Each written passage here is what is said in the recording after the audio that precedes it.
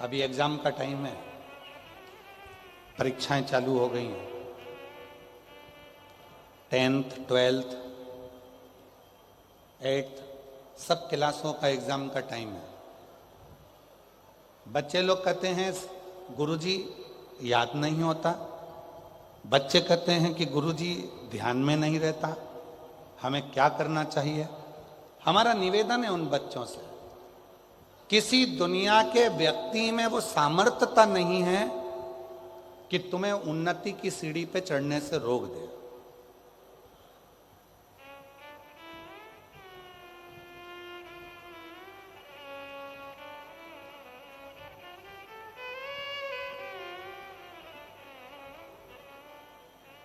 दुनिया के लोग आज के ज़माने में बड़े आडंबर में फंस रहे हैं। कोई कहता है उसने मेरी दुकान बंद कर दी, कोई कहता है उसने मेरे ऊपर टोना कर दिया, कोई कहता है उसने मेरे ऊपर ऐसा कर दिया। शिव महापुराण की कथा में भृंगी का चरित्र कहता है, शंकर भगवान भृंगी से कहते हैं, भृंगी सुन, जो शिव के शिवालय तक जाता है, एक लोटा जल जो शिवालय में जाकर समर्पित करता है और उसके चढ़े हुए जल को जो अपने दरवाजे पर लाकर प्रोक्षण करता है, उसके घर पर कभी दुनिया का कोई ना टोना हो सकता है, ना टोटका हो सकता है, ना कोई गलत कार्य हो सकता है। बच्चे कहते हैं गुरुजी याद नहीं रह रहा, बच्चे कहते हैं गुरुजी हमको स्मरण नहीं आता। मेरा उन बच्चों से निवेदन है, एग्जाम का टाइम है, पढ़ाई का टाइम है, अपने मोबाइल को उठाकर साइड में रख दो। कुछ दिन के लिए अपने मोबाइल को उठाकर साइड में रखो, खूब अच्छी पढ़ाई करो, दिन रात एक करो, अपने माँ बाप का कहना मानो और याद रखना, इतनी पढ़ाई करना, इतना अध्ययन करना, इतना अध्ययन करना, इतनी पढ़ाई करना और आखिरी में जब पूरी मेहनत कर लो और एग्जाम के लिए जाओ तो एक बेलपत्री पर शहद लगाकर शिव को चढ़ाकर पूर्ण भरोसे के साथ शिवालय में पूजन करने के बाद अपने एग्जाम के लिए जाओ, फिर जाओ, उसका फल मिलता है, उसका फल प्राप्त होगा। एक पूर्ण भरोसा, पूर्ण विश्वास। ये मत सोचो कि मुझे कुछ नहीं आता, सब आता है, सब। दुनिया का ऐसा कोई काम नहीं है और दुनिया की ऐसी कोई कुर्सी नहीं है जिस पे तुम नहीं बैठ सकते। दुनिया का कोई ऐसा सिंहासन नहीं है जिस सिंहासन पर तुम नहीं बैठ सकते। दुनिया की ऐसी कोई नौकरी नहीं है जिस नौकरी पर तुम नहीं जा सकते। बस तुम्हें अपना भरोसा, अपना विश्वास, अपनी ताकत और अपना परिश्रम, अपनी मेहनत पर पूर्ण भरोसा होना चाहिए, अपने आप पर, अपने आप। एक सुंदर चरित्र है शिव पुराण का।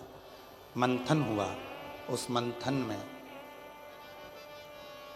सबसे पहले निकला विष।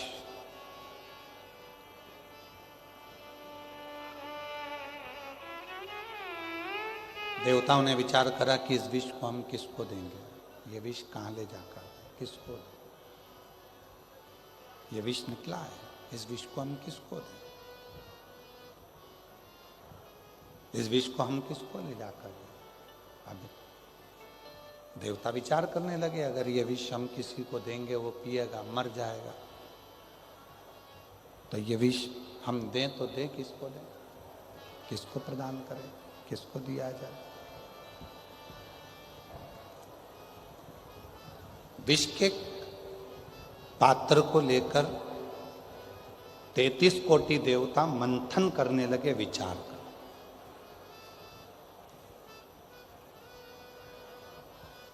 ये विष दें किसको?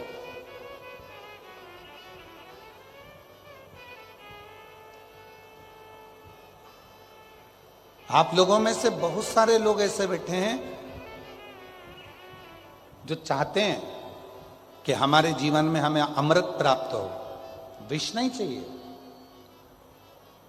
कौन ऐसा व्यक्ति होगा जो जिंदगी में परमात्मा के दरवाजे पर जाकर भगवान देवाधिदेव महादेव से कहता होगा कि मुझे दुख दे दो, मुझे तकलीफ दे दो, मुझे कष्ट दे दो? कोई नहीं होता। फिर भी हमारे पूर्व के कर्म के अनुसार हमें वो दुख मिलता ही है। हमारे पूर्व के कष्ट, पूर्व का हमारा जो किया गया कर्म है उसके अनुसार हमें दुख प्राप्त होता ही है। इसलिए शिव पुराण बार बार कहती है, मत बुरे कर्म कर बंदे वरना पछताएगा, भगवान की आंखों से तू बच नहीं पाएगा, तू बच नहीं पाएगा। अरे ओ अज्ञानी मत कर नादानी, अरे ओ अज्ञानी मत कर नादानी। तेरे कर्म का फल भी तू ही पाएगा, जैसा किया तूने तेरे आगे आएगा। मत बुरे कर्म कर बंदे वरना पछताएगा, भगवान की आंखों से तू बच नहीं पाएगा, तू बच नहीं पाएगा। अरे ओ अज्ञानी मत कर नादानी, अरे ओ अज्ञानी मत कर नादानी। अपने कर्म का भोग अपने को भोगना है। सुख मांगोगे तो भी तुम्हें दुख मिल रहा है, हमारे पूर्व का कर्म है। अच्छा मांगा तो भी दुख मिल रहा है, हमारे पूर्व का कर्म। फिर किसी ने पूछा कि हमारे पूर्व के किए हुए कर्म को हम कहां पर जाकर काटें? जैसे गेहूं को चक्की पर ले जाना पड़ता है, वहां पिसा जाता है। बाल कटाना है तो नाई की दुकान पर जाना पड़ता है, बाल कट जाते हैं। उसी तरह अपने कर्म को काटने के लिए जो शिव महापुराण की कथा में जाकर बैठता है, उसका पूर्व का किया गया कर्म कट जाता है।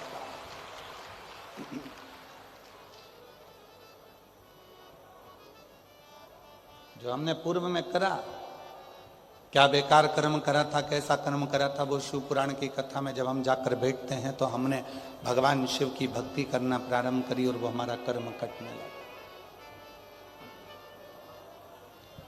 क्यों? शिव पुराण के पंडाल में आने वालों को 3 महीने के अंदर बाबा देवाधिदेव महादेव ऐसा क्या दे देता है?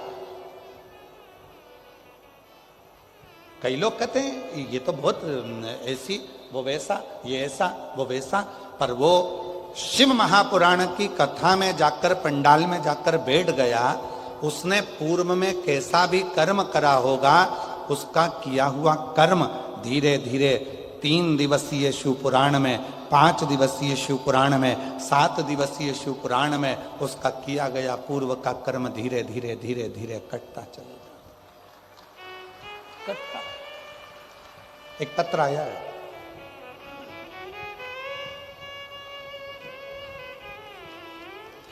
देखिए,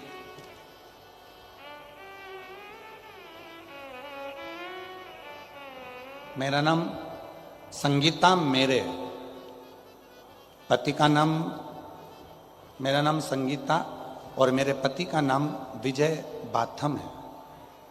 मैं जिला जालौन, उरई, उत्तर प्रदेश से आई हूँ। कहीं बैठी हो तो हाथ हिला सकती हैं। अगर कहीं बैठी हो तो हाथ हिला सकती हैं। मेरा नाम संगीता और मेरे पति का नाम विजय बाथम है। मैं जिला जालौन, उत्तर प्रदेश से आई हूँ।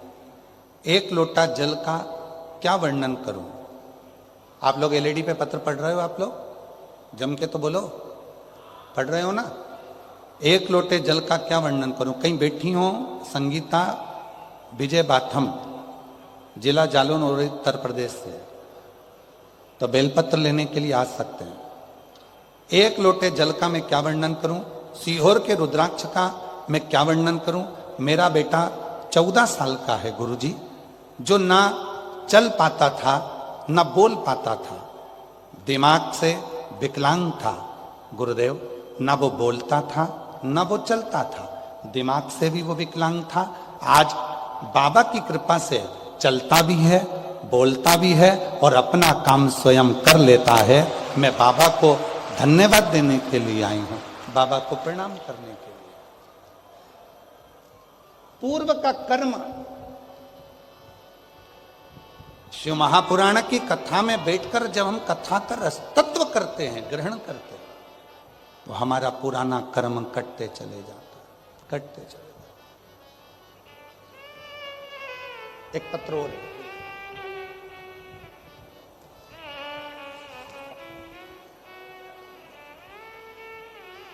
मेरा नाम गायत्री चौहान है, पति का नाम राजेंद्र सिंह चौहान है। मैं बरुआ तहसील लाहार जिला भिंड मध्य प्रदेश से आई हूँ। कहीं बैठी हैं तो हाथ हिला सकती हैं। मेरा नाम गायत्री चौहान, पति का नाम राजेंद्र सिंह चौहान, ग्राम बरुआ तहसील लाहारा जिला भिंड मध्य प्रदेश से हैं।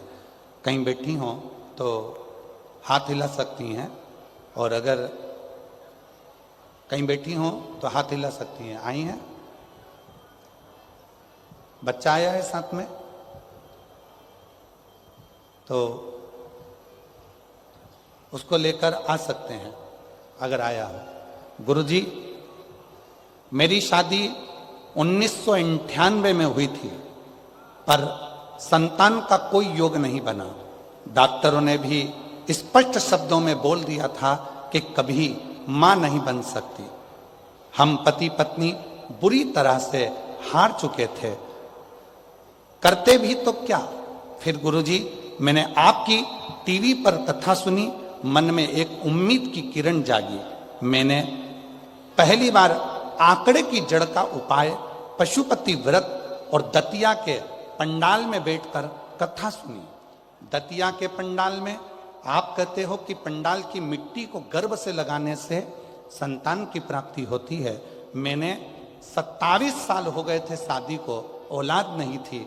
विश्वास लेकर दतिया आ गई, वहां की मिट्टी को पेट से लगाया और बाबा की कृपा से 24 अक्टूबर 2024 को 27 साल के बाद मेरे घर में संतान की प्राप्ति हुई।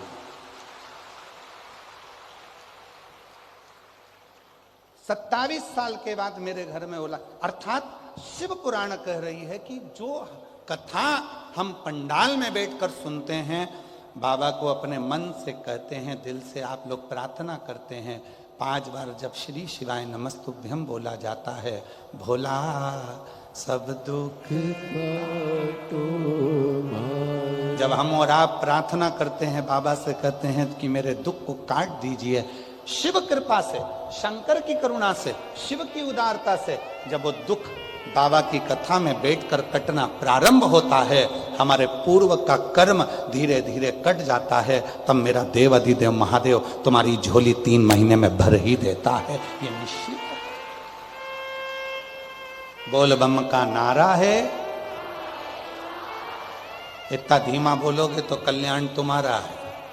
जम के बोलो जरा, बोल बम का नारा है, श्री शिवाय।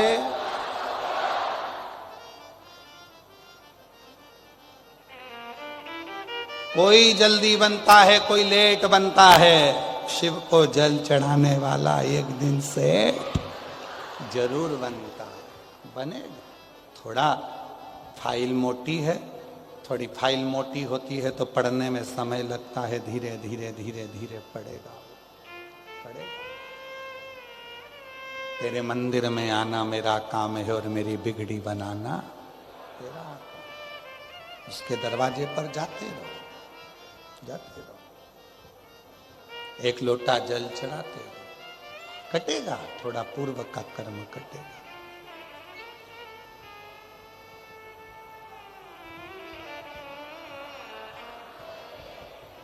आएगा। अपने हृदय की बात हर किसी से नहीं कहना चाहिए। अगर कहना है तो अपने देव अधिदेव महादेव से कहना चाहिए।